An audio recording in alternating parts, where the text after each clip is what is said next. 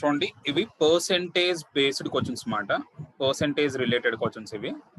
కొంచెం difficulty level, అంటే కొంచెం మనకి ప్రాఫిట్ అండ్ లాస్ ఇన్వాల్వ్ అవుతుంది. బట్ ఏంటంటే మెయిన్గా కొంచెం ఏంటంటే అప్లికేషన్ ఎక్కువ ఉంటుందండి. అంటే నార్మల్గా మనకి basic percentages and basic profit and loss మీద ఒక ఐడియా ఉన్నట్లయితే ఇలాంటి క్వశ్చన్స్ని మనం ఈజీగానే సాల్వ్ చేయగలం. ఎప్పుడైనా ఒకటేనండి, డిఫికల్టీ స్టాండర్డ్ పెరుగుతున్నప్పుడు క్వశ్చన్ అండర్స్టాండింగ్ బాగుండాలి, ఫండమెంటల్ నాలెడ్జ్ కూడా చాలా బాగుండాలి.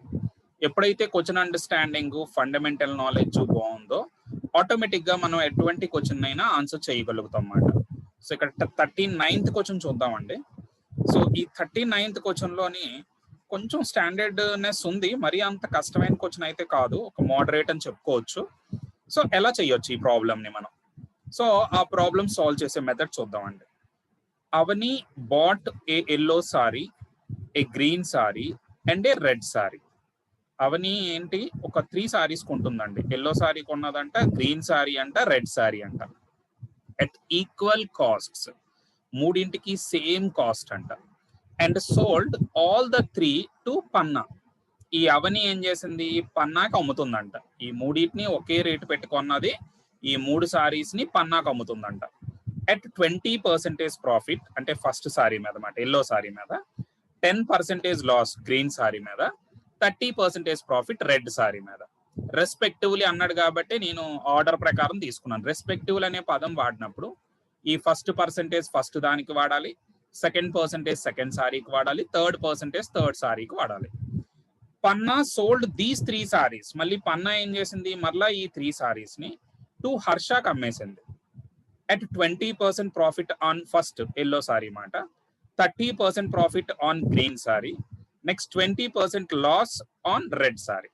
సో మొత్తం మీద దీన్ని కూడా హర్షాకి మళ్ళీ ఒక పర్టికులర్ ప్రాఫిట్స్ కి లాస్ కి అమ్మేసింది. రెస్పెక్టివ్ అన్నాడు కాబట్టి సేమ్ యాజ్ ఇట్ ఈస్ గా ఆర్డర్ లో తీసుకోవాలండి. By how much percent did the total cost of all the 3 sarees change when Harsha bought them as compared to the cost when Avani bought them. అంటే అవని కొన్నదానికి హర్ష కొన్నదానికి చూస్తే మీకు ఒక చేంజ్ ఉంటది. ఎందుకంటే అవని కొన్న తర్వాత ప్రాఫిట్ అండ్ లాస్లకు అమ్మింది పన్నాకి, మళ్ళీ పన్నా హర్షకి ప్రాఫిట్ అండ్ లాస్లకు అమ్మింది. సో ఫైనల్ గా హర్ష కొనే ప్రైజెస్ కి అవని కొనే ప్రైజెస్ కి డిఫరెన్స్ ఉంటది. ఆ పర్సెంటేజ్ చేంజ్ అడుగుతున్నాడు అండి. అవని కొన్నప్పటి నుంచి హర్ష కొన్నప్పటికి ఈ పర్సెంటేజ్ చేంజ్ ఎంత వచ్చిందో అని అడుగుతున్నాడు. సో వాడు అడిగింది ఏంటంటే how much percent did the cost, total cost of 3 sarees change when Harsha bought them as compared to the cost when Avani bought them. అంటే అవని కొన్నప్పటి నుంచి హర్ష కొనే టైంకి ఎంత చేంజ్ ఉందో ఆ చేంజ్ గురించి అడుగుతున్నాడు వాడు. సో ఫస్ట్ వాడు చెప్పిన స్టేట్మెంట్ ప్రకారం అయితే అవని 3 sarees ని ఒకే కాస్ట్ పెట్టి కొన్నది. సో అవని 3 sarees ని ఒకే కాస్ట్ పెట్టి కొన్నది కాబట్టి సో మనం ఏం చేద్దామంటే అవని 3 sarees ని ఒకే కాస్ట్ పెట్టి కొన్నది కదండి. సో అందుకని మనం అవని కొన్న కాస్ట్లు తీసుకుంటున్నానండి. అవని కొన్న కాస్ట్లు, అవని ఏంటండి, ఆ 3 sarees కొన్నది కదా. సో ఆ 3 sarees ఏంటేంటి, ఎల్లో సారీ కొన్నది, అలాగే నెక్స్ట్ అండి గ్రీన్ సారీ కొన్నది, నెక్స్ట్ వన్ రెడ్ సారీ కొన్నది అవని. అయితే వీటికి వచ్చేటప్పటికి అవని కొన్నవి 3 సారీలు సేమ్ కాస్ట్ అని చెప్తున్నాడు. అంటే 100, మనం 100 అనుకుంటే ఈజీగా ఉంటుంది కాబట్టి 100 అని తీసుకుంటున్నానండి. సో 100 అని తీసుకున్నాను. అవని ఈ ఎల్లో గ్రీన్ రెడ్ సారీలు మూడింటిని 100 పెట్టే కొన్నది. సో ఇప్పుడు ఈ అవని ఏం చేసిందంటే పన్నాకి అమ్మింది. ఓకే, పన్నాకి ఎలా అమ్మిందని చెప్తున్నాడు, ఎల్లో సారీ మీద 20% ప్రాఫిట్, అంటే 100 మీద 20% కాలిక్యులేట్ చేయాలి. అంటే 100 మీద 20% అంటే 20 రూపీస్ ప్రాఫిట్, అంటే 120. సో 20% ప్రాఫిట్ అంటే సో 120కి పన్నాకి అమ్మింది అవని. సో అవని పన్నాకి 20% ప్రాఫిట్ అంటే 120కి అమ్మినట్లు. అలాగే నెక్స్ట్ సెకండ్ ఇది గ్రీన్ సారీకి వచ్చేటప్పటికి 10% లాస్ అండి. 10% అంటే 100 మీద 10% అంటే 10 రూపీస్ లాస్ అండి. అంటే 90 రూపీస్కి అమ్మింది గ్రీన్ సారీని, 10% లాస్ కాబట్టి. తర్వాత రెడ్ సారీకి వచ్చేటప్పటికి 30% ప్రాఫిట్కి అమ్మింది పన్నాకి, అంటే 130కి అమ్మిందండి. సో ఇది పన్నా కొన్న ప్రైజెస్, అవని అమ్మిన ప్రైజులను. పన్నా కాస్ట్ ప్రైజ్, అవని సెల్లింగ్ ప్రైజెస్, ఈ మూడును. తర్వాత పన్నా ఏం చేసింది, మరలా హర్షకి అమ్మిందండి. పన్నా మరలా ఏం చేసిందండి, హర్షకి అమ్మింది. సో ఎలా అమ్మింది హర్షకి, సో పన్నా హర్షకి ఎలా విధంగా అమ్మిందో చూద్దామండి. సో మళ్ళీ పన్నా ఈ 3 సారీస్ ని హర్షాకి అమ్మింది. ఎలా అమ్మింది? ఫస్ట్ సారీ మీద 20% ప్రాఫిట్, అంటే 120 మీద 20%. సో 120కి 10% అంటే లాస్ట్ డిజిట్ తీసియండి 12 రూపీస్ అండి. 20% అంటే 212, అంటే 24 రూపీస్. అంటే పన్నా హర్షాకి 24 రూపీస్ ప్రాఫిట్ కమ్మింది. 20% ఆన్ 120 అండి. 120 మీద 20% అంటే 24 రూపీస్. సో 120కి 24 యాడ్ చేసినట్లయితే 144 అవుతుందండి. సో 144. సో ఇక్కడ హర్షకి పన్నా అనేది 144 కమ్మింది ఎల్లో సారీ అనేది, ఎందుకంటే 20% ప్రాఫిట్ అని చెప్పాడు కాబట్టి. సో 20% అంటే 120 మీద 20% అంటే 120 ఇంటూ 20/100 చేయొచ్చు. సో 144 రూపీస్ వద్దు, అంటే హర్ష 144 పెట్టి కొన్నది ఎల్లో సారీ. నెక్స్ట్ గ్రీన్ సారీకి వచ్చేటప్పటికి 30% ప్రాఫిట్ అంట, అంటే 90 మీద 30% అండి. అంటే 90 మీద 10% అంటే 9 రూపీస్, 30% అంటే 3 9s 27 రూపీస్ అండి. అంటే ఇప్పుడు మనం ఏం చేయాలి? 90కి 27 రూపీస్ యాడ్ చేయాలండి, ఎందుకంటే 30% అంటే 3 9s. సో 3 9s అంటే ఎంత అండి? 27. సో 27 మీరు 90కి యాడ్ చేస్తే అప్పుడు హర్ష యొక్క కాస్ట్ ప్రైస్ వస్తుంది, అలాగే పన్నా యొక్క సెల్లింగ్ ప్రైస్ వస్తుంది, అంటే 117 కమ్మింది. సో పన్నా హర్షకి 117 రూపీస్ కమ్మింది. అలాగే రెడ్ సారీకి వచ్చేటప్పటికి 20% లాస్ అండి. మరి 20% లాస్ అంటే ఎంత అవుతుందండి? 130 మీద 20% లాస్. సో 130 మీద 20% లాస్ అంటే మనకి వాల్యూ ఎంత అవుద్ది? 10% అంటే 13 రూపీస్ అండి. 20% అంటే 26 రూపీస్. సో 26 రూపీస్ లాస్, అంటే తగ్గించాలి. 130లో 26 తగ్గిస్తే 104. సో 104 అనేది మనకి రెడ్ సారీ మాట, అంటే హర్ష కొన్నది రెడ్ సారీని 104కి, పన్నా అమ్మింది కూడా 104కి. Panna selling price, Harsha cost price రెండు ఒకటే. సో 104. సో ఈ విధంగా మనం మూడింటిని కూడా కాలిక్యులేట్ చేసామండి. సో ఈ మూడింటిని కాలిక్యులేట్ చేస్తే ఇప్పుడు హర్ష యొక్క టోటల్ కాస్ట్ ప్రైస్ ముందు అబ్జర్వ్ చేద్దాం. హర్ష యొక్క టోటల్ కాస్ట్ ప్రైస్ అబ్జర్వ్ చేసినట్లయితే మూడు కలిపి 300లే కదండి, 300 పెట్టి కొన్నది అవని. అలాగే హర్ష యొక్క మూడింటికి కూడా హర్ష యొక్క టోటల్ కాస్ట్ ప్రైస్ కనుక్కుందాం అండి. హర్ష యొక్క టోటల్ కాస్ట్ ప్రైస్ అయితే మూడింటికి కలిపి 365 రూపీస్ అండి. సో మూడింటిని కలిపి 365 కొన్నది, అంటే 144, 117, 104. ఇప్పుడు వాడు ఏమని చెప్తున్నాడండి? వీటిని, అంటే ఈ వాల్యూస్ ఏవైతే ఉన్నాయో వాటిని కంపేర్ చేయమంటున్నాడండి. ఏమని కంపేర్ చేయమంటున్నాడు? అవని యొక్క కాస్ట్ ప్రైస్ తో హర్ష యొక్క కాస్ట్ ప్రైస్ ని కంపేర్ చేయాలి. పర్సెంటేజ్ చేంజ్ ఉంది కదా. మరి 300కి ఎంత చేంజ్ వచ్చిందంటే 65 రూపీస్ ఎక్కువైంది. ఇంతకు ముందు అవని 300 కొంటే హర్ష 365 కొన్నది, అంటే 65 రూపీస్ అనేది పర్సెంటేజ్ చేంజ్. సో మరి 300కి 65 అయితే 100కి ఎంతో కాలిక్యులేట్ చేయాలి. సో 300కి 65 పర్సెంటేజ్ అంటే 100కి కాలిక్యులేట్ చేయడమే కదండి. సో ఇప్పుడు మనం ఏం చేస్తాం? 100 ఇంటూ 65 డివైడెడ్ బై 300. సో ఇది మనం సాల్వ్ చేయవలసింది, అంటే ఆ జీరోలు క్యాన్సిల్ అయిపోతాయి. మనకి ఫైనల్ గా మనకు ఉండే వాల్యూ ఏంటంటే 65/3 అండి. 65/3. సో దీన్ని మనం సింప్లిఫై చేసినట్లయితే 21.666 అని వస్తుంది. దాన్నే మనం 21.67% అని రాసుకోవచ్చు అండి. 21.67%. సో ఇది ఫైనల్ గా తన యొక్క పర్సెంటేజ్ చేంజ్ అనమాట. అవని యొక్క కాస్ట్ ప్రైస్ కి హర్ష యొక్క టోటల్ కాస్ట్ ప్రైస్ కి పర్సెంటేజ్ చేంజ్ ఎంత ఉంది అంటే 21.67% చేంజ్ ఉంది అండి. సో మరలా ఒక్కసారి అండి ప్రాబ్లం చూద్దాం. Avani bought a yellow sari, a green sari and a red sari at equal cost. మూడింటిని సేమ్ ప్రైస్ కి అవని కొన్నది, అందుకే మనం 100, 100, 100 అని తీసుకున్నాం. అంటే టోటల్ కాస్ట్ ప్రైస్ ఆఫ్ అవని అయితే 300 అండి. Next, and sold all the 3. ఈ 3 సారీస్ ని పన్నాకు అమ్మేసిందంట, to Panna.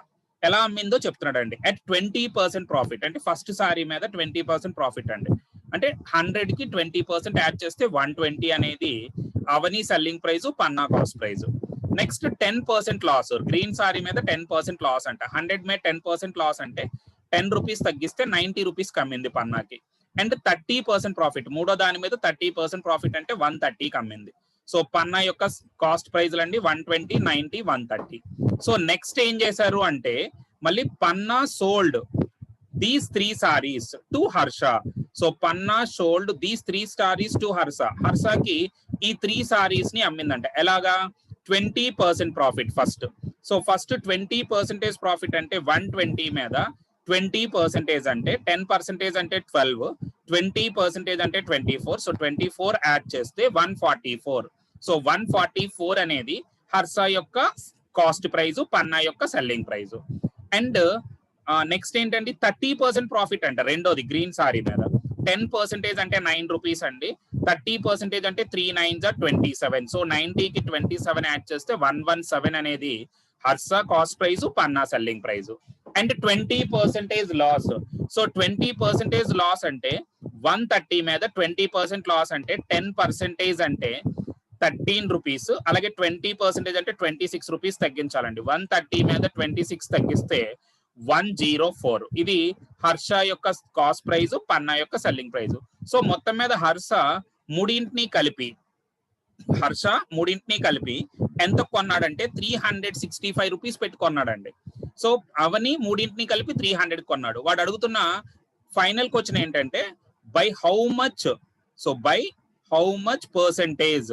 So by how much percentage did the total cost of the 3 sarees change when Harsha bought them as compared to the cost when Avani bought them. అంటే అవని కొన్నప్పటికీ హర్ష కొన్నప్పటికీ ఎంత percentage change ఉంది.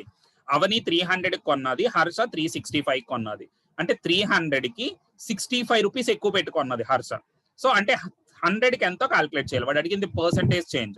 300కి అయితే 65 rupees change ఉంది, 100కి అయితే ఎంత change ఉందో calculate చేయడాన్ని percentage change అంటారు. So 100 into 65 divided by 300. ఈ జీరోస్ ఎలిమినేట్ అయిపోతే 65/3 అంటే 21.67%. సో ఆప్షన్ సి అనేది మనకి ఇది ఆన్సర్ అండి. ఓకే, సో ఇది 39th ప్రాబ్లం అండి. సో మరొక ప్రాబ్లం చూద్దామండి ఒకసారి. One more problem, percentages. So 40th question అండి. In a specific market only three competitors, ముగ్గురు మాత్రమే ఉన్నారంట. ఎక్స్, వై అండ్ జెడ్ ముగ్గురు మాత్రమే కాంపిటేటర్స్ ఉన్నారు. Last year the market share of the firm Y అనే కంపెనీ అనమాట 10% more than that of X. Last year అంట, అంటే బిఫోర్ ఇయర్ చూస్తే వైది ఎక్స్ కంటే 10% ఎక్కువ అని చెప్తున్నాడు అండి. Okay, in a year's time both the firms X and Y increased their respective market share by 20%. అంటే ఆ లాస్ట్ ఇయర్ నుంచి ఈ ప్రెసెంట్ ఇయర్ కి వచ్చేటప్పటికి ఎక్స్ యొక్క మార్కెట్ షేర్ 20% పెరిగిందంట, వై యొక్క మార్కెట్ షేర్ కూడా 20% పెరిగిందంట. సో దిస్ ఇయర్ అంటే ఇప్పుడు ప్రెసెంట్ ఇయర్ గురించి మాట్లాడుతున్నాడు. The market share of the firm Y is 5 times that of Z. ఇప్పుడు వై యొక్క మార్కెట్ షేర్ ఏదైతే ఉందో జెడ్ కంటే 5 times ఎక్కువ అంట. So how much was the market share of the firm Z last year? అంటే లాస్ట్ ఇయర్ జెడ్ యొక్క market share ఎంత అని అడుగుతున్నాడు అండి. If the total sales remained constant over these 2 years. అంటే ఇప్పుడు మార్కెట్ షేర్ అంటే ఏం లేదండి, ఒక మొత్తం అమ్ముతున్న ఆర్టికల్స్ లో ఇప్పుడు సపోజ్ ఏదైనా ఒక కార్సే తీసుకుంటున్నాం అనుకోండి, టోటల్ నార్మల్ కార్స్ ఏవైతే ఉన్నాయో ఆ కార్స్ మనకి ఇండివిజువల్స్ చాలా మంది పీపుల్ కొనుక్కుంటూ ఉంటారు కదా. సో ఏ షేర్స్ అంటే ఏ కార్స్ ఎక్కువగా కొనుక్కుంటారు అంటే ఎక్కువగా అయితే మారుతి వాడిది 50% మార్కెట్ షేర్ ఉంటుంది. అంటే మొత్తం కార్లలో 50% మారుతి వాడే అమ్ముతాడండి. అలాగే హుండాయ్ కంపెనీ వాడికి కొంత షేర్ ఉంటుంది. అంటే అమ్ముతున్న 100 షేర్లో వీడెన్ని కార్లు అంటే 100 కార్లు అమ్ముతున్నట్లయితే మారుతి వాడే అందులో 50 కార్స్ అమ్ముతున్నాడు అనమాట. అంటే వాడి షేర్ 50% మార్కెట్ షేర్ ఉందండి. అంటే ఆల్మోస్ట్ ఆల్ ఆడే మార్కెట్ లీడర్ అనమాట, అంటే ఎక్కువ కార్లు అమ్ముతున్నవాడు. సో ఇలాగ ఈ 3 కంపెనీలు ఉన్నాయంటే ఈ 3 కంపెనీలే ఉన్నాయంటే అర్థం ఏంటి, ఈ ముగ్గురే షేర్ చేసుకుంటారు మార్కెట్ మొత్తాన్ని, ఇంకెవరు లేరు మాట ఆ కంపెనీస్. అయితే వీడు ఆ లాస్ట్ ఇయర్ గురించి చెప్తున్నాడు, అలాగే ప్రెజెంట్ ఇయర్ గురించి చెప్తున్నాడు అండి. సో మనం ఆ లాస్ట్ ఇయర్ జెడ్ యొక్క షేర్ ఎంతో చెప్పాలి. షేర్ అంటే 100కి మాట, అంటే మొత్తం 100 అమ్ముతున్నట్లయితే టోటల్ గా వీళ్ళు అమ్ముతున్నవి ఏవైతే ఉన్నాయో ఒక 100 అమ్మితే జెడ్ యొక్క షేర్ ఎంత 100 లో, అది వాడు అడుగుతుంది. అంటే టోటల్ సేల్స్ 100 అనుకుంటే అందులో జెడ్ యొక్క షేర్ ని ఐడెంటిఫై చేయాలి లాస్ట్ ఇయర్. అయితే ప్రెజెంట్ ఇయర్ వాడు ఏదో కండిషన్ చెప్పాడండి. సో ప్రెజెంట్ ఇయర్ కండిషన్ తోటి లాస్ట్ ఇయర్ కండిషన్ కి వెళ్దామండి. సో ప్రెజెంట్ ఇయర్ కండిషన్ కి వచ్చినట్లయితే సో ఇక్కడ మనకి 3 కంపెనీలు ఉన్నాయండి. ఎక్స్ అనే కంపెనీ ఉంది, వై అనే కంపెనీ ఉంది, జెడ్ అనే కంపెనీ ఉందండి. సో ఇక్కడ మనం చేయవలసింది ఏంటంటే లాస్ట్ ఇయర్ ఉంది, ప్రెజెంట్ ఇయర్ ఉంది. So last year present year 2 years గురించి కూడా డిస్కషన్ ఉందండి. లాస్ట్ ఇయర్ మనకి ఏదైతే ఉందో ఆ లాస్ట్ ఇయర్ లో ఈ జెడ్ యొక్క షేర్ అడుగుతున్నాడు వాడు. ఆ లాస్ట్ ఇయర్ లో జెడ్ యొక్క షేర్ అడుగుతున్నాడు అనమాట. అయితే ఇప్పుడు ప్రెజెంట్ ఇయర్ కి వద్దామండి. ప్రెజెంట్ ఇయర్ లో అయితే వై అనేవాడు ఎవడైతే ఉన్నాడో జెడ్ కి 5 టైమ్స్ అంట. సో వై అనేవాడు జెడ్ కి 5 టైమ్స్ అంటే ఇప్పుడు సపోజ్ జెడ్ 10 అనుకున్నాం అనుకోండి, వై అనేవాడు ఎంత అవుతాడంటే 50 అవుతాడు అనమాట. సో వై అనేవాడు జెడ్ కి 5 టైమ్స్ అంట, అంటే జెడ్ 10 అయితే వై అనేది 50 అవుతుంది. అలాగే ఇప్పుడు మరి ఎక్స్ అనేవాడు ఏమవుతాడు, వీళ్ళిద్దరూ కలిపి 60 కార్స్ వీళ్ళే అమ్మితే ఎక్స్ అనేవాడు ఏమవ్వాలండి 40 కార్స్ వీడు అమ్ముతున్నట్లు మాట. ఎందుకంటే మొత్తం అంతా కలిపి 100 ఉండాలన్నమాట. టోటల్ సేల్స్ ఎప్పుడు 100 తీసుకోవాలండి. మార్కెట్ షేర్ అన్నప్పుడు మొత్తం 100 కార్లు అమ్ముతున్నప్పుడు ఈ జెడ్ అనేవాడు 10 అమ్ముతున్నాడు అంటే వై అనేవాడు 50 అమ్ముతున్నాడు, ఎక్స్ అనేవాడు 40, ఎందుకంటే వీళ్ళిద్దరివి కలిపి 60 కాబట్టి వాడిది 40 అవుతుంది. అయితే ఈ ఎక్స్ యొక్క షేర్ ఏమైందంట, లాస్ట్ ఇయర్ నుంచి ఇయర్ కి 20% పెరిగిందంట. అంటే ఏంటి, 20% పెరిగిన తర్వాత 40 వచ్చింది, అంటే 120% వాల్యూ అండి 40 అనేది. ఓకే, 120% వాల్యూ 40 అయితే సో 100% ఎంతో తెలిస్తే ముందు ఇయర్ తెలుస్తుంది అన్నమాట మనకి. సో 100% ఎంతో కాల్కులేట్ చేయాలి. 100% ఎంత అనేది కాల్కులేట్ చేయాలండి. సో 100% ఎంతో కాల్కులేట్ చేస్తే సో మనం 100 ఇంటూ 40 డివైడెడ్ బై 120 అండి. సో ఇది మనం సింప్లిఫై చేయవలసింది. సో ఇలా సింప్లిఫై చేసినట్లయితే 0 0 క్యాన్సిల్ అయిపోద్దండి. 4 3s అంటే 100/3 అవుతుందండి. 100/3. సో ఇక్కడ మనకి ఎక్స్ ప్లేస్ లో ఉండవలసిన వాల్యూ ఎంత అండి, 100/3 అండి. ఎక్స్ ప్లేస్ లో ఉండవలసిన వాల్యూ 100/3. సో ఎక్స్ ప్లేస్ లో ఉండవలసిన వాల్యూ ఎంత అండి, 100/3 అనేది ఎక్స్ ప్లేస్ లో ఉండవలసిన వాల్యూ మాట. అలాగే నెక్స్ట్ ఇప్పుడు వై యొక్క వాల్యూ కూడా కాల్కులేట్ చేయాలి అక్కడ. సో వై యొక్క వాల్యూ కాల్కులేట్ చేయాలనుకోండి, ఎక్స్ వాల్యూ కాల్కులేట్ చేసాం, అలాగే సిమిలర్ గానే మనం వై వాల్యూని కూడా కాల్కులేట్ చేయాలి. సో వై వాల్యూ కూడా చూడండి మనం సేమ్ మనం అబ్జర్వ్ చేసినట్లయితే సో వై వాల్యూని కూడా కాల్కులేట్ చేద్దాం. సో ఇప్పుడు వై దానికి వస్తున్నాను. వైది ఏంటి, వైది కూడా సేమ్ ఏమని చెప్తున్నాడండి, 20%. వైది ఎంత, so X and Y increase respectively the market share of 20%. అంటే వై కూడా 20% ఇంక్రీజ్ అయిందంట, వై యొక్క మార్కెట్ షేర్ కూడా. అంటే ఏంటి, 20% ఇంక్రీజ్ అయ్యాక 50 అయింది, అంటే 120% అంటే 50 అండి. సో 120% అంటే ఎంత అవుద్ది, 50. సో 120% వాల్యూ 50 అయితే మనకి 100% వాల్యూ ఎంతో కాల్కులేట్ చేయాలి. అప్పుడు లాస్ట్ ఇయర్ వై యొక్క షేర్ ఎంతో తెలుస్తుంది. సో 100% వాల్యూ ఫైండ్ అవుట్ చేయాలి. సో ఇది చేయాలనుకోండి సేమ్ ఇంతకు ముందులాగే యూనిటరీ మెథడ్ వాడతాం. 100 ఇంటూ 50 డివైడెడ్ బై 120 అండి. 0 0 క్యాన్సిల్ చేసి వచ్చండి. సో 0 0 మనం క్యాన్సిల్ చేసేస్తే మనకి వాల్యూ అనేది అబ్జర్వ్ చేసుకున్నట్లయితే 4 తో డివైడ్ చేసినట్లయితే 425 100 4 3s అండి. అంటే మనకి వాల్యూ అనేది 125/3 అని వస్తుంది. సో వాల్యూ అనేది ఎంత వస్తుందండి, 125/3. 0 0 క్యాన్సిల్ అయిపోయింది. తర్వాత 425s 4 3s మాట, 25 5s అంటే 125/3. అంటే మనకి వై యొక్క షేరు 125/3 మాట. లాస్ట్ ఇయర్ వై యొక్క షేర్ ఎంత అండి, 125/3. అంటే వీళ్ళిద్దరిది కలిపి ఎంత ఉందో చూద్దామండి. సో వాళ్ళిద్దరి షేరు కలిపి అంటే ఎక్స్ ది వైది కలిపి లాస్ట్ ఇయర్ ఎంత ఉందో చూడాలి. ఎక్స్ ది వైది కలిపి లాస్ట్ ఇయర్ ఎంత ఉందో చూస్తే ఒకటిది 100/3 అండి, ఒకటిది ఎంత అండి 100/3, ఇంకోటిది 125/3. అంటే ఇద్దరిది కలిపి 225/3. మరి 225/3 అంటే ఎంత అవుద్దండి, 75% ఇద్దరిది కలిపి. మరి ఇద్దరిది కలిపి 75% ఉందంటే జెడ్ది ఎంత ఉండాలండి, 25% ఉండాలి. అంటే జెడ్ యొక్క షేర్ లాస్ట్ ఇయర్ 25%. అంటే ఆప్షన్ సి అనేది మనకి ఆన్సర్ మాట. సో ఆప్షన్ సి 25% అనేది ఆన్సర్ అండి. సో ఇక్కడ చూడండి వాడు చెప్తుంది ఏంటంటే లాస్ట్ ఇయర్ కి ప్రెసెంట్ ఇయర్ కి కండిషన్స్ చెప్తున్నాడండి. అంటే ఒకే 3 కంపెనీలు ఉన్నాయి, ఒక 100 ఆర్టికల్స్ లేదా 100 యూనిట్స్ సేల్ చేస్తున్నప్పుడు ముగ్గురిది కలిపి 100 ఉండాలండి. ఎప్పుడైనా లాస్ట్ ఇయర్ అవ్వచ్చు, ప్రెసెంట్ ఇయర్ అవ్వచ్చు, ముగ్గురిది కలిపి 100 ఉండాలన్నమాట కంప్లీట్ గా. సో అయితే వాడు ఏం చెప్తున్నాడు, ప్రెసెంట్ ఇయర్ వై యొక్క సేల్స్ ఏవైతే ఉన్నాయో జెడ్ కి 5 టైమ్స్ అంట. అంటే జెడ్ది 10 ఉంటే వైది 50, వీళ్ళిద్దరిది కలిపి 60 కాబట్టి పీది 40 అండి. ముగ్గురిది కలిపి 100 అయ్యేలా రాసాం. అయితే ఈ యొక్క ఎక్స్ ది వైది లాస్ట్ ఇయర్ నుంచి ప్రెసెంట్ ఇయర్ కి 20% పెరిగిందంట. అంటే ఈ 40 అనేది 20% పెరిగిన తర్వాత వచ్చిన వాల్యూ మాట. సో అంటే ఏంటి, 120% అంటే 40 అయితే 100% అంటే ఎంతో కాల్కులేట్ చేయాలి, అప్పుడు లాస్ట్ ఇయర్ తెలుస్తుంది. So 100 into 40 divided by 120 simplify చేస్తే 100/3 లాస్ట్ ఇయర్ ఎక్స్ వాల్యూ. అలాగే నెక్స్ట్ వైది కూడా 20% పెరిగిన తర్వాత 50 అయిందండి. అంటే 120% అనేది 50 అయితే 100% ఎంతో కాల్కులేట్ చేయాలి. So 100 into 50 divided by 120. ఇక్కడ సింప్లిఫై చేస్తే 125/3. అంటే లాస్ట్ ఇయర్ ఎక్స్ ది వైది కలిపి 100 125 అంటే 225/3 అంటే 75%. ఇంకా ఎంత మిగిలిపోయిందంటే 25% అది జెడ్ షేర్ అవుతుంది. అంటే లాస్ట్ ఇయర్ జెడ్ యొక్క షేర్ 25%. సో ఆప్షన్ సి అనేది ఆన్సర్. ఇది కొంచెం చాలా స్టాండర్డ్ క్వశ్చన్ అండి. ఇది ఒకటి. ఇంకో కండిషన్ ఇచ్చాడు, X is 10% more than Y. అది పట్టుకొని ప్రాబ్లమ్ సాల్వ్ చేయొచ్చు, లేదా ఇలా బ్యాక్ నుంచి ఫ్రంట్కి వెళ్ళి కూడా చేయొచ్చు అండి. అంటే ఎలా చేసినా మీకు ఆ 25% ఆన్సరే వస్తుంది. అయితే ఏదో ఒక కండిషనే వాడాలండి. అయితే ఫస్ట్ ఇయర్ కండిషన్ వాడి, అంటే లాస్ట్ ఇయర్ కండిషన్ వాడి చెయ్యాలి, లేదా ప్రెజెంట్ ఇయర్ కండిషన్ వాడి చెయ్యాలి. ఈ విధంగా ఏ విధంగా చేసినా మీకు ఆ రిజల్ట్ అనేది ఆన్సర్ వస్తుంది అనమాట. సో 25% అనేది జెడ్ యొక్క పర్సెంటేజ్ అండి. అంటే జెడ్ యొక్క మార్కెట్ షేర్ లాస్ట్ ఇయర్ 25%. వాడు అడిగింది అది మాట. ఎందుకంటే వాడు టోటల్ సేల్స్ అనేవి కాన్స్టెంట్ అని చెప్పాడు. అంటే ముందు ఇయర్ 100, ఇప్పుడు 100 అని చెప్పాడు అనమాట. ఆ టోటల్ సేల్స్ కాన్స్టెంట్ కాబట్టి మనం ఇలా చేయగలుగుతున్నాం అన్నమాట. ఓకే, సో ఇవి రెండు కూడా ఒక డిఫికల్టీ స్టాండర్డ్ డౌట్స్. ఇంకా మీకు ఏమైనా ఫర్దర్ గా డౌట్స్ ఉన్నా కూడా నేను ఈ విధంగా వీడియోస్ లో మీకు ఎక్స్ప్లెయిన్ చేసి పెడతానండి. మీరు యూట్యూబ్ లోకి వెళ్ళి క్లియర్ గా ఈ డౌట్స్ ని రిపీటెడ్ గా మీరు చూస్తే ఆటోమేటిక్ గా చాలా బాగా అర్థం అవుతుంది.